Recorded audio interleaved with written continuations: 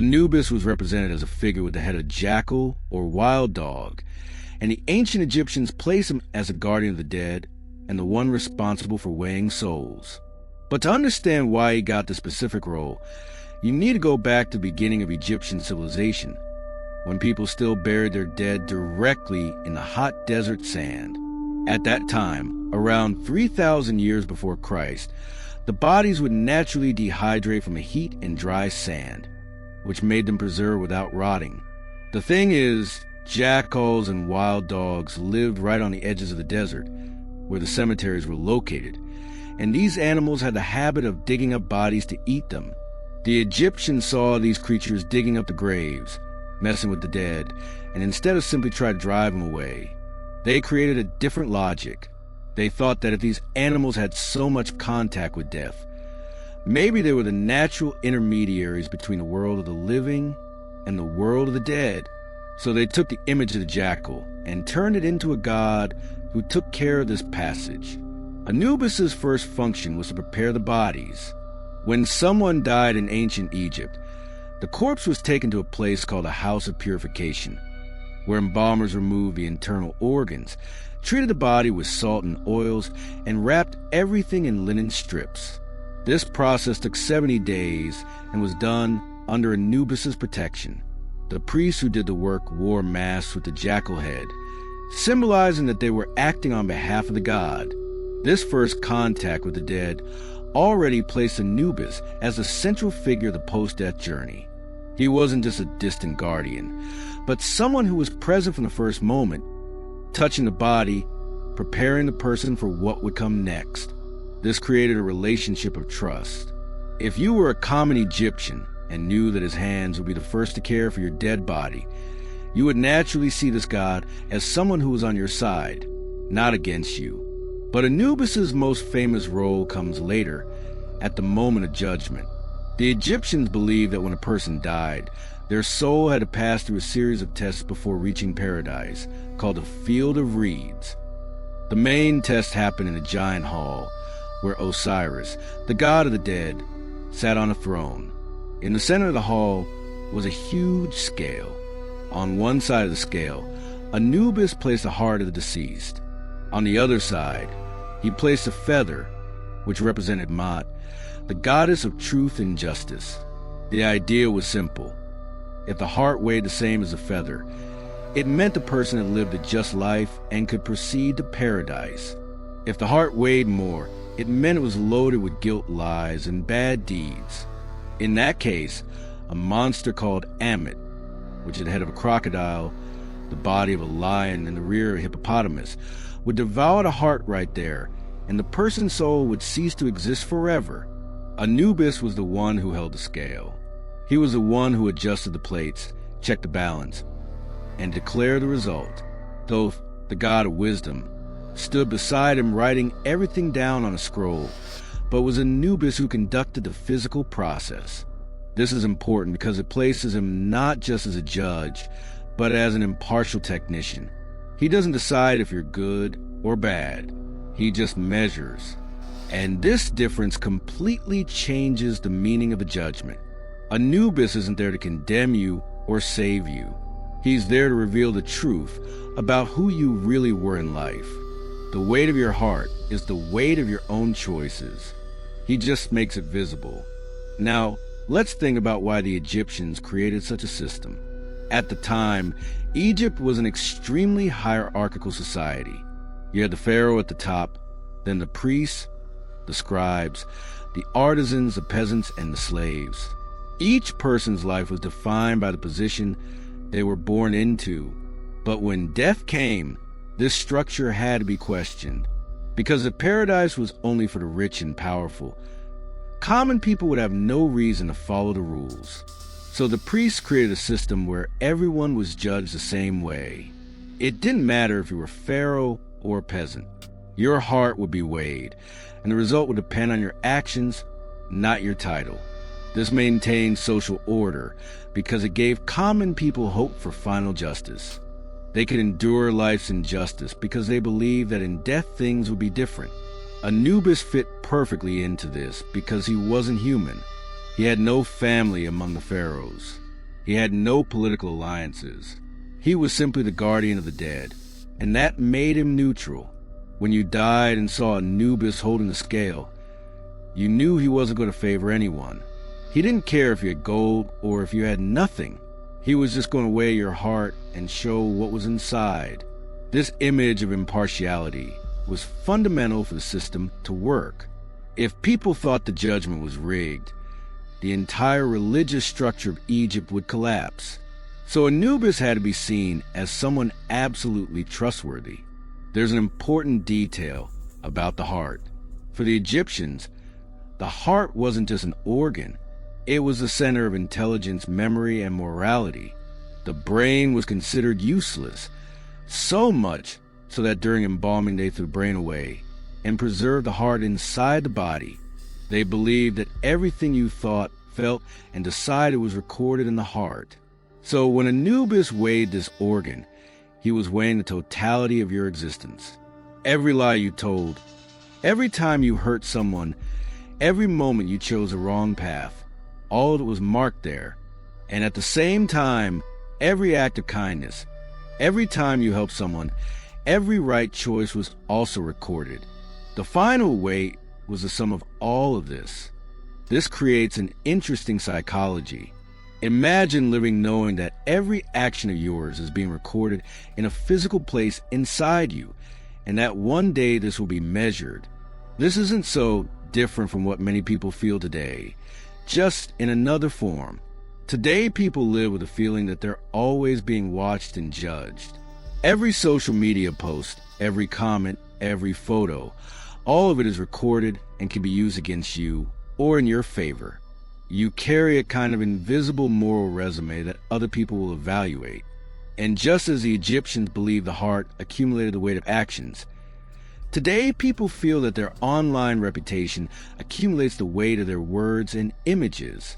The difference is that in ancient Egypt, the judgment happened once, after death. Today it happens every day in real time and never ends. Anubis represented the certainty that there would be consequences. No matter what you did in life, no matter how much you hid or pretended, in the end, everything would be revealed. And this brought both fear and comfort. Fear because nobody is perfect, and everyone has things they'd rather hide. Comfort because it meant that bad people, those who committed injustices and got away with it in life, would have to face the truth in death. Common Egyptians worked hard, when hungry, were exploited by the powerful, and often saw criminals and corrupt people prospering. But they believed these criminals wouldn't escape Anubis. The scale didn't lie, and this gave meaning to suffering. You could endure injustice knowing it would be corrected later. Today, people still seek the same certainty, but don't find it. Modern society doesn't have an Anubis. There's no final scale that will weigh everyone's actions and give the verdict. People see corrupt politicians getting rich, businessmen exploiting workers, influencers lying to sell products, and nothing happens. There's no guaranteed consequence. Sometimes there is, sometimes there isn't, and this generates deep anxiety, because human beings need to believe that justice exists somewhere. When this belief disappears, mental chaos sets in. People start to feel that nothing matters, that it's all the same whether you're good or bad, because in the end it's all luck and manipulation. And this corrodes from within.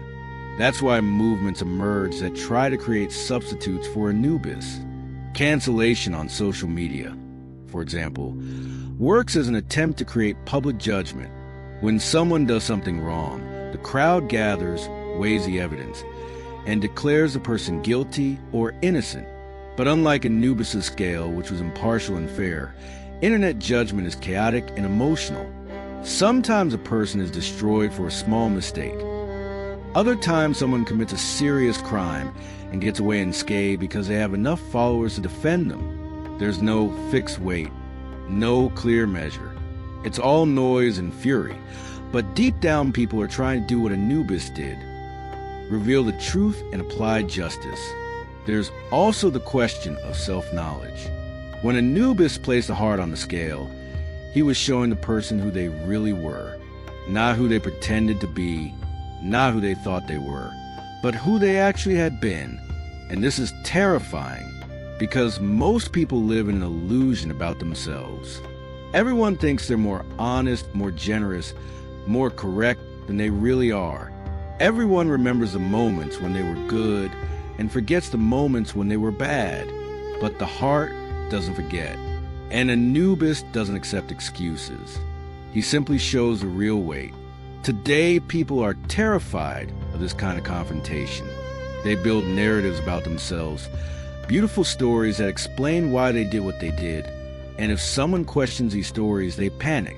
Because deep down they know that if they had to face the complete truth about their choices, the result wouldn't be so favorable. Let's talk now about the monster Ammit. He stood there near the scale, waiting. If the heart was too heavy, Anubis would hand it to Ammit, who would devour it. And after that, the person ceased to exist. They didn't go to hell, didn't suffer eternally. They simply disappeared. For the Egyptians, this was the worst possible fate, worse than any torture, because they believed existence continued after death. And being completely erased meant losing everything, losing memory, name, the chance to be with family in the afterlife. It was absolute emptiness, and Ammit symbolized this. He was a sadistic demon who tortured souls. He was simply the end, the nothing, extinction. This reflects a basic human fear that continues today, the fear of being forgotten. People do everything to leave a mark on the world. They build buildings, write books, have children, accumulate followers, all to ensure that when they die, something of them will continue. The idea of simply vanishing, that no one will remember you existed, is unbearable. And Ammit represents exactly this. He's the maximum punishment, not because he causes pain, but because he causes forgetting. And for the Egyptians, living unjustly, accumulating guilt in the heart, meant risking this end. It meant risking that Anubis would hand you over to nothingness. There's an interesting thing about how the Egyptians described the judgment process. They didn't say Anubis was cruel or severe. They described him as calm, careful, almost gentle. He guided the soul to the scale, explained the process, placed the heart carefully. He wasn't there to scare anyone. He was there to do a job. And this image of a judge who is both rigorous and compassionate is rare. Normally, when we think of judgment, we imagine someone shouting, accusing, condemning. But Anubis didn't do any of that. He simply revealed. And maybe that's why he was so scary. Because you couldn't argue with him. You couldn't convince him. You couldn't make him change his mind. He just showed the truth. And you had to accept it. Today we live in a time where nobody wants to accept the truth about themselves. People have 1,000 defense mechanisms, 1,000 ways to justify their mistakes, 1,000 ways to distort reality to feel good. Modern therapy tries to do what Anubis did, place the person before the truth about their actions and thoughts. But unlike Anubis, the therapist can't force anyone to face this. The person can lie, can stop going to sessions, can change therapists until they find one who agrees with their version of facts. There's no scale that forces you to see the real weight of your heart. You can spend your whole life running away. And many people do exactly that. Anubis also had a protective role. Besides weighing souls, he guarded tombs against thieves and desecrators. The Egyptians placed statuettes of him in tombs, asking him to protect the body and belongings of the dead. This shows he wasn't seen only as a cold judge, but as someone who cared for the dead. He was there from embalming to final judgment, and afterward continued protecting the person. This idea of a guardian who accompanies you through the entire journey of death is comforting, because death is scary precisely because it's unknown. Nobody knows what comes next. And having a figure like Anubis, who knows the way and will guide you, relieves part of that fear. In modern societies, people have lost these guides. In the past, every religion had figures that accompanied you in death. There were angels, saints, gods, ancestral spirits. But as religion lost strength, these figures disappeared from people's imagination. And now many people face death completely alone, without any narrative that gives meaning to what's happening. Just the fear of the end. And maybe that's why the fear of death has increased so much. Because there's no longer an Anubis to guide you. You're on your own, and that's terrifying. Anubis's judgment also had a very clear ethical dimension. The Egyptians had a list of things you couldn't do if you wanted to pass the test. Don't kill, don't steal, don't lie, don't commit adultery, don't mistreat animals, don't waste water. These were practical rules, focused on life and society. They weren't abstract commandments. They were concrete things that affected other people. And this shows that judgment wasn't about belief, but about behavior. It didn't matter if you believed in the gods or not. What mattered was how you treated others. If you lived justly, your heart would be light. If you lived harming people, your heart would be heavy. Simple as that. Today, there are many people who think being a good person is about having the right opinions or supporting the right causes. But in Anubis's logic, that wouldn't be enough. He would ask, how did you treat the people around you? Did you help those who needed it?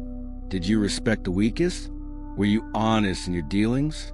These practical things from day to day are what would weigh on the scale.